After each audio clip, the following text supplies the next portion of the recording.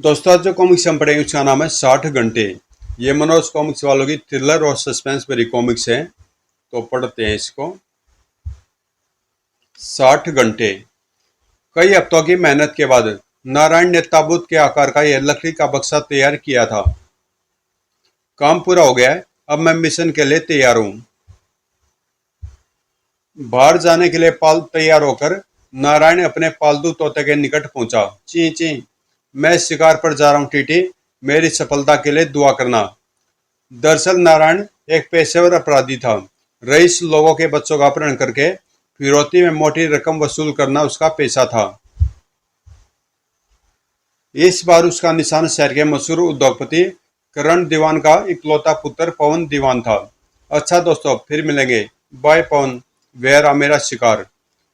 नारायण साय के समान पवन दीवान के पीछे लग गया। आगे एक सुनसान सड़क है, वहीं इस पर काबू पाना होगा। कुछ देर बाद जैसे पवन की कार एक सुनसान क्षेत्र में प्रविष्ट हुई, नारायण ने उसका रास्ता रोक लिया।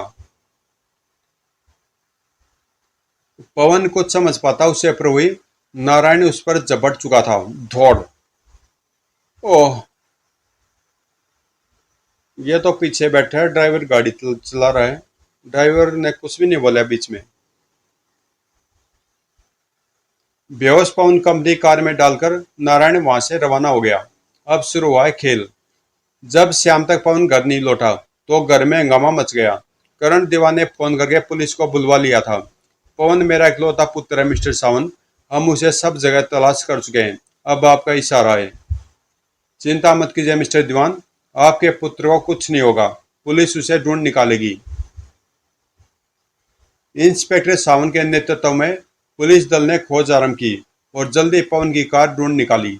लगता पवन का अपहरण किया गया है। इधर करण दीवान के पर्सनल टेलीफोन की घंटी बजी थी। यस, करण दीवान है हियर। तुम्हारा बेटा मेरे पास है सेठ, क्या तुम उसे जीवित वापस पाना चाहोगे? कौन हो तुम और क्या चाहिए तुम्हें? 2 करोड़ रुपया, नोट 5-5 के होने चाहिए। पुलिस में खबर दी तो बेटे की लाश पाओगे। नहीं नहीं, ऐसा ऐसा मत करना, मैं रुपया देने के लिए तैयार हूँ। गुड, कल सुबह रकम लेकर अकेले अपनी गाड़ी में रिंग रोड पर पहुंच जाना।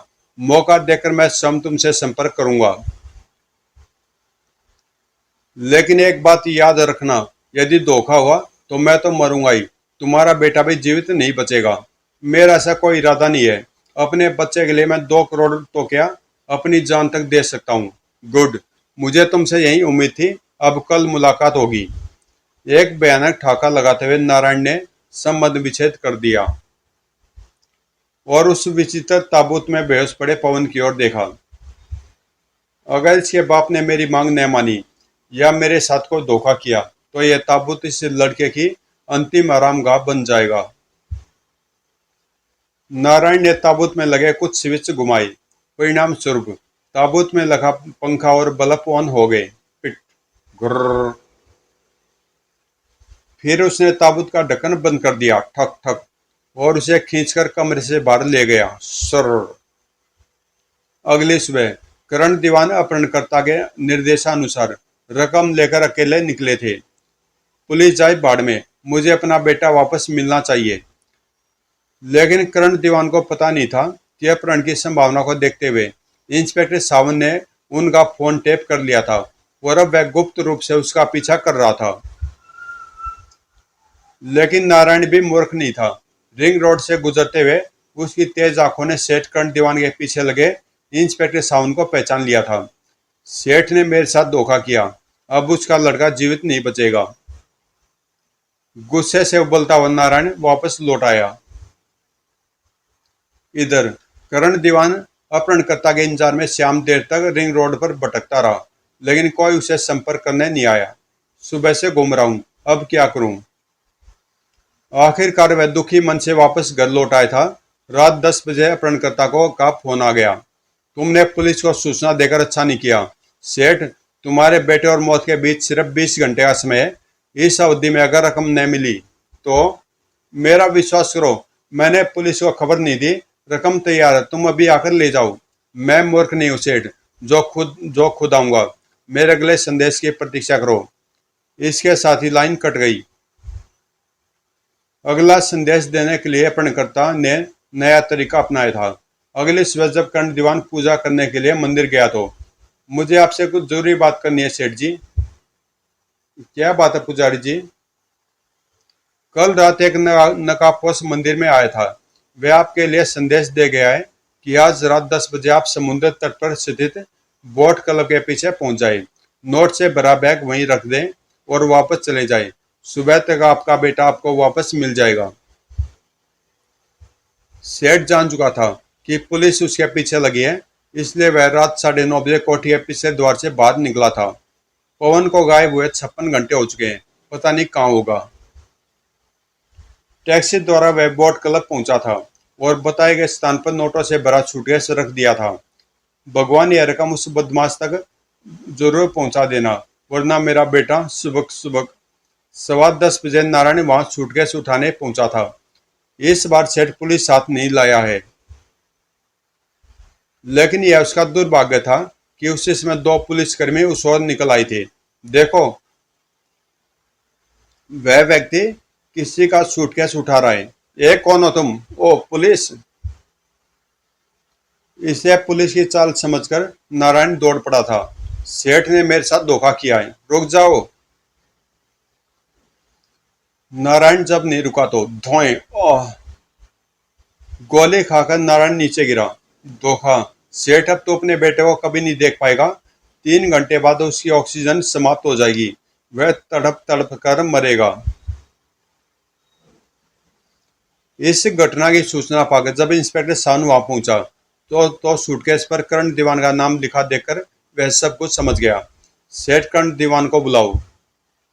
नारायण की लाश देखकर कर्ण दीवान के आंसू फूट निकले। ये आपने क्या कर डाला इंस्पेक्टर? अब मेरा बेटा मुझे कभी नहीं मिल सकेगा। अब मैं क्या करूं?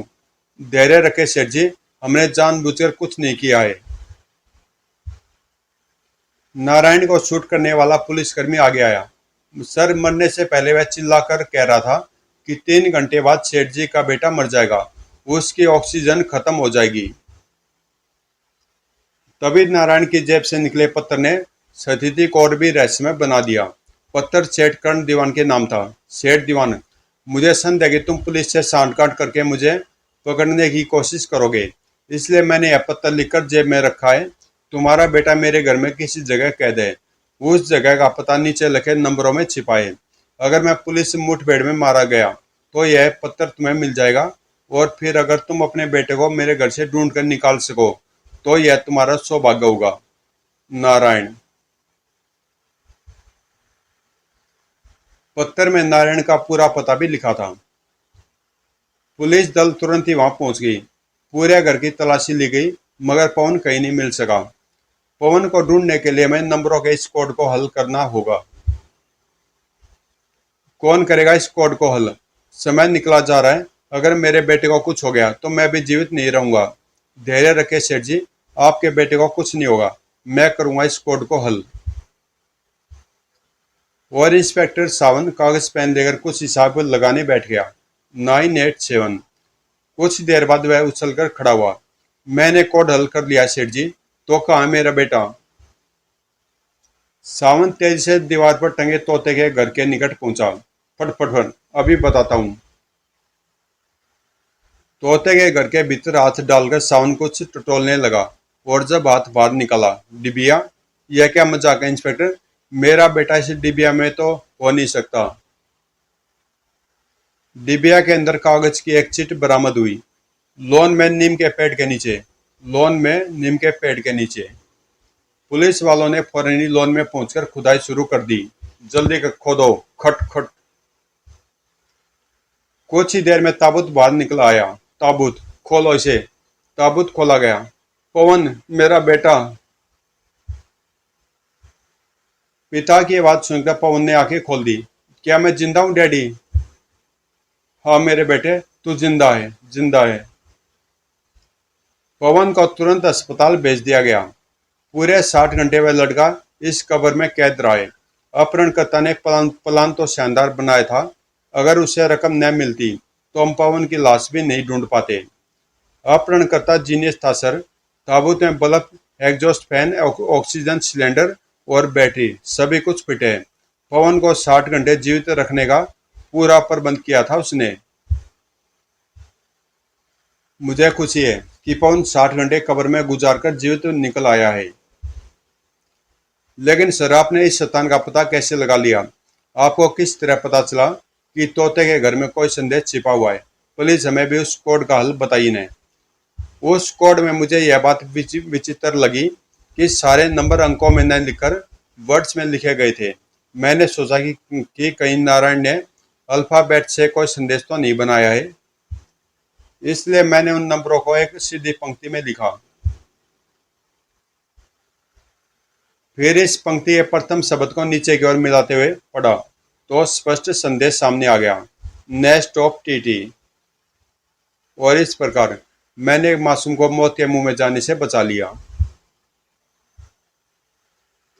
तो इसमें दूसरी कहानी आ गई है, मौत का समय।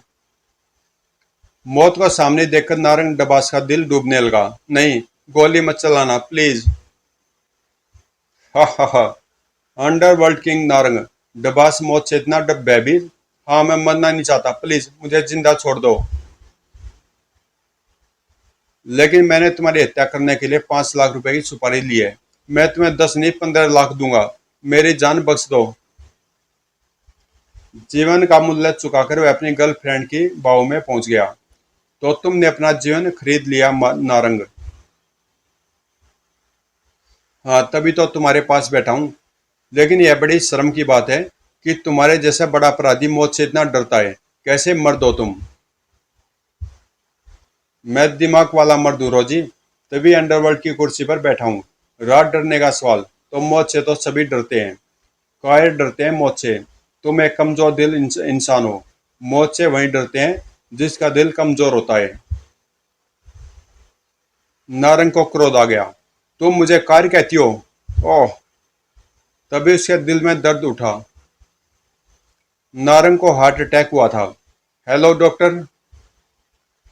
अस्पताल में डॉक्टर की रिपोर्ट से साबित हो गया कि नारंग का दिल सचमुच कमजोर है। I am sorry mister Narang, आपके दिल की हालत अच्छी नहीं है। अटैक के कारण डोरेसिक ऑर्था और लेफ्ट वेंचुरस डैमेज हो गए हैं। तुम्हारी डॉक्टरी भाषा मेरी समझ में नहीं आई। यह बताओ कि मैं ठीक हो जाऊंगा या नहीं। सॉरी, आपके जीवन का कोई भरोसा नहीं है। कभी भी आपका हार्ट फेल हो सकता है क्योंकि दिल बहुत कमजोर है। नहीं, मैं मरना नहीं चाहता। Get out. पागल है, भला मौत से कौन बच सकता है? नारंग मौत से हर हाल में बचना चाहता था। दौलत के बल पर उसने दुनिया भर के हार्ट सर्जन एकत्र कर लिए। आप लोगों को मेरी जान बचानी है, चाहे मेरा दिल ही क्यों न बदलना पड़े। मीटिंग में उपस्थित अमेरिकन डॉक्टर रोज ने घोषणा की कि वह उसका दिल निकालकर प्लास्टिक का नया दिल लगा देगा। नारंग तैयार हो गया। फिर ऑपरेशन शुरू हुआ। लगभग 16 घंटे तक ऑपरेशन चलता रहा था। Finish now. बधाई हो सर, ऑपरेशन बिल्कुल सफल रहा। एक सप्ताह बाद नारंग के घाव पूर्ण रूप से भर गए। कैसा महसूस कर रहे हो मिस्टर नारंग? एकदम फिट। अब मैं इस नए जीवन का आनंद लूंगा। अरे टेक इट इजी। नारंग इसी खुशी में लंबी ड्राइव पर निकल पड़ा। मेरा दिल अब कमजोर नहीं रहा। हा हा हा। कार को उसने खूब जोर से भगाया। मेरे मन में किसी चीज का डर नहीं। अब मैं बुजदिल नहीं हूं। जोश में होश खोने का रुझाना उसे भरना पड़ा। धड़ोम। एक्सीडेंट बहुत भयानक था। लोगों की भीड़ एकत्र हो गई। कार चालक जीवित नहीं बचा होगा। उसे बाहर तो निकालो। बड़ी मुश्किल से नारंग को बाहर खींचा गया। अरे यह तो जिंदा है। इसका दिल धड़क रहा है। कमाल हो गया, ऐसे भयंकर एक्सीडेंट में जीवित बच गया।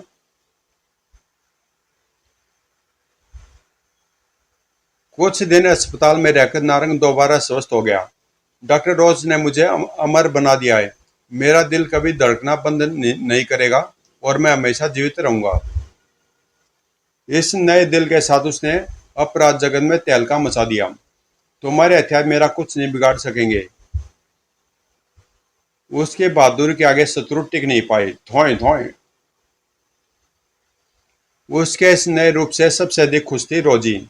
अब तुम एक बहादुर पुरुष हो नारंग। सिर्फ पुरुष नहीं, अजय पुरुष कहो रोजी। मिस्टर नारंग ठीक कह रहे हैं। जब तक इनका दिल छाती में धड़कता रहेगा, इन्हें मौत नहीं आएगी। यह सब तुम्हारा कमाल है डॉक्टर। मैंने तुम्हारे नाम से बहुत बड़ी राशि स्विस बैंक में पहुंचा दी है। इस खुशी के अवसर पर मुझे भी तो कुछ मिलना चाहिए डियर।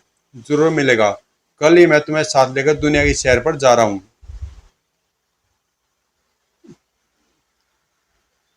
3 दिन बाद वह रोजी के साथ एक सुंदर टापू के तट पर मौज कर रहा था।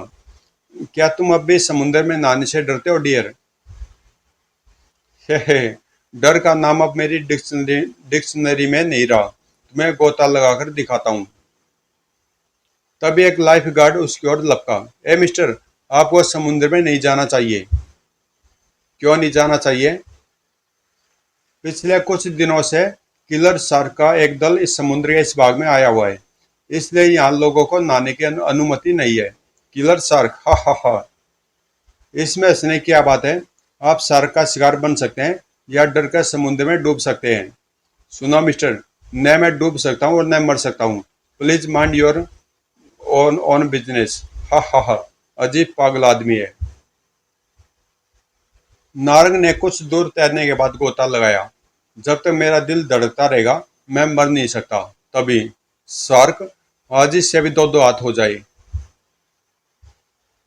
खच, यह ले। खून की गंध पाकर कई शार्क आ पहुंची। ओह नहीं। नारंग का आधा शरीर शार्क के पेट में पहुंच गया। स्वयं का अमर कहने वाले की कब्र शार्क के पेट में बन गई। रोजी ने डॉक्टर रोज से शिकायत की। तुमने कहा था वह कभी नहीं मरेगा। हाँ, मैंने यह कहा था कि जब तक उसका दिल उसकी छाती में धड़कता रहेगा, वह नहीं मरेगा। मैंने यह तो नहीं कहा था कि वह दिल शार्क के पेट में धड़कना चाहिए। अब रोजी की समझ में बात आ गई कि मौत निश्चित है, उसे टालना इंसान के वश में नहीं। और ये इसमें तीसरी कहानी है, आखिरी शर्त। राजा ने अपने जीवन की पहली शर्त 15 वर्ष की आयु में अपने सहपाठी के साथ लगाई थी। मैं तुझे केवल एक पंच में नॉकआउट कर सकता हूँ मोटू। ओए लल्लू राजा, मैं स्कूल का बॉक्सिंग चैंपियन हूँ। तेरा पंच तो मुझे छू भी नहीं सकेगा। लगी शर्त? लगी। अगर तू जीत गया तो मैं तुझे 10 रुपए दूंगा। ओके। शर्त पक्की होने के बाद फाइट शुरू हुई। यह आया मेरा अपर कट।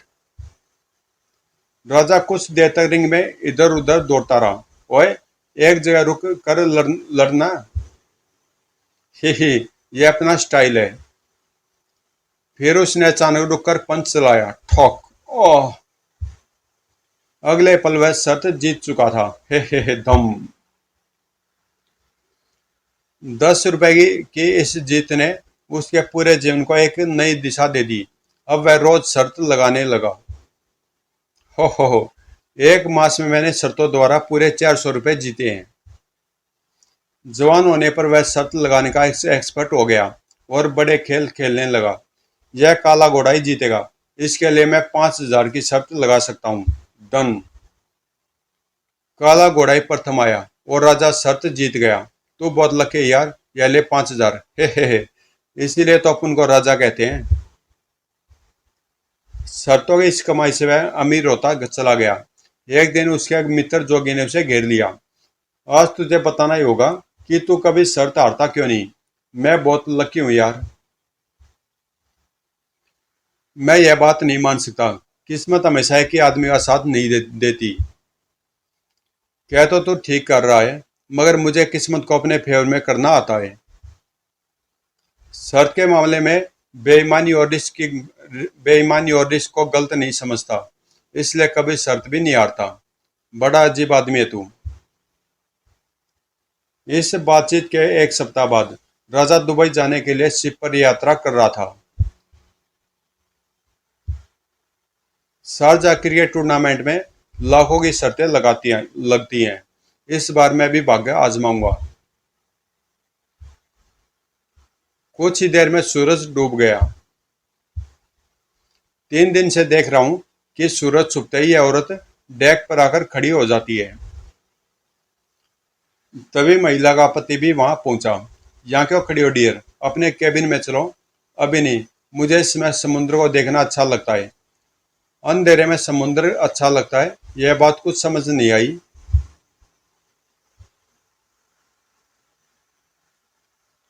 उनकी बातें सुनते हुए राजा अपने केबिन की ओर बढ़ गया। अगली दोपहर राजा शिप के बार में बैठा ड्रिंक ले रहा था कि अचानक, हे राजा, यह सचमुच तुम ही हो? अमर, यू डेविल, तुम यहाँ कैसे? मैं तो शारजा जा रहा हूँ, एक बिजनेस डील करने दुबई जा रहा हूँ प्यारे। और तू? मैं तो शारजा जा रहा हूँ। मैं समझ गया, तू शर्त लगाने जा रहा होगा। और अपना काम ही क्या है? शिप कल सुबह 8 बजे दुबई पहुंचेगा और 10 बजे मुझे अपनी पार्टी से मुलाकात करनी है। मुझे नहीं लगता शिप अपने ठीक समय पर दुबई पहुंच जाएगा। मौसम खराब होता जा रहा है, ऐसे में शिप की गति कम कर दी जाएगी और हम समय पर नहीं पहुंच सकेंगे। ऐसा नहीं होगा डियर, शिप कल ठीक 8 बजे दुबई पहुंचेगा। तो हो जाए शर्त। मैं कहता हूँ शिप 8 बजे नहीं पहुंच सकता। जरूर पहुंचेगा, मैं शर्त लगाने के लिए तैयार हूँ। दोनों के बीच एक बड़ी रकम की शर्त लग गई। शाम होने पर राजा चिंतित हो उठा। मौसम तो ठीक हो गया, शिप इसी गति से चलता रहा तो अपने ठीक समय पर पहुंच जाएगा। अगर मैं शर्त हार गया तो अमर बहुत मजाक बनाएगा, साथ ही उसे एक बड़ी रकम देनी पड़ेगी। उसका दिमाग शर्त को जीतने की युक्तियां सोचने लगा। फिर उसने एक बड़ा रिस्क लेने का निर्णय लिया। शर्त जीतने के लिए किसी भी तरह शिप की गति कम करनी होगी और इसका एक ही उपाय है कि मैं समुद्र में छलांग लगा दूं। यह बड़ा अजीब और साहसिक निर्णय था, लेकिन राजा को खुद पर विश्वास था। 3-4 मील तक तो मैं समुद्र में आराम से तैर लूंगा, फिर बोट्स मुझे ढूंढते हुए आ ही जाएंगी। लेकिन यह काम तभी हो सकता है जब कोई मुझे समुद्र में गिरते हुए देख ले। तभी वह खुशी से उछल पड़ा। यह औरत इसी काम को कर सकती है। उसने तुरंत अपनी योजना पर अमल करने का निर्णय कर लिया। हेलो, नमस्ते। आप भारतीय हैं, इसलिए आपसे बात करने की इच्छा हुई। क्या बात करेंगे? बस यही कि आप हर रोज समुद्र को इस प्रकार निहारती क्यों रहती हैं? क्या यह कोई अपराध है? अरे नहीं, मैंने तो ऐसे ही पूछ लिया था। ये क्या कर रहे हो? गिर जाओगे। गिरना इतना आसान नहीं है। अरे! अपनी योजना अनुसार उसने जानबूझकर शव को गिरा दिया। ए, छपाक। शिप तेजी से आगे बढ़ता रहा। बचाओ! अगर शिप रुका नहीं तो मैं जीवित नहीं बचूंगा। महिला की चीखें सुनकर उसका पति डेक पर पहुंचा। क्या हुआ डार्लिंग? वह गिर गया, उसे बचा लो। भगवान के लिए उसे बचा लो। रिलैक्स डियर, तुम्हें आराम की जरूरत है, अपने केबिन में चलो। नहीं, उसे बचा लो, वह पानी में गिर गया है। मगर उसका पति उसे संभालते हुए डेक से नीचे ले आया। इस तरह शोर नहीं करते डार्लिंग, देखो शिप का कैप्टन आ रहा है। मैडम, इस तरह चिल्ला क्यों रही है जनाब? इन्हें दौरा पड़ा है कप्तान। दरअसल 6 महीने पहले हमारा बेटा इसी प्रकार नदी में गिरकर डूब गया था। तभी से यह इसी प्रकार चिल्लाती रहती है। इनकी मानसिक स्थिति ठीक नहीं है, प्राय अचानक इसी प्रकार चिल्लाने लगती है। वह गिर गया, वह डूब रहा है, बचाओ। आई एम सॉरी मिस्टर, इन्हें कैबिन में ले जाकर लिटा दीजिए, मैं डॉक्टर को भेजता हूँ। सीप अपनी उसी रफ्तार से मंजिल की ओर बढ़ता जा रहा था।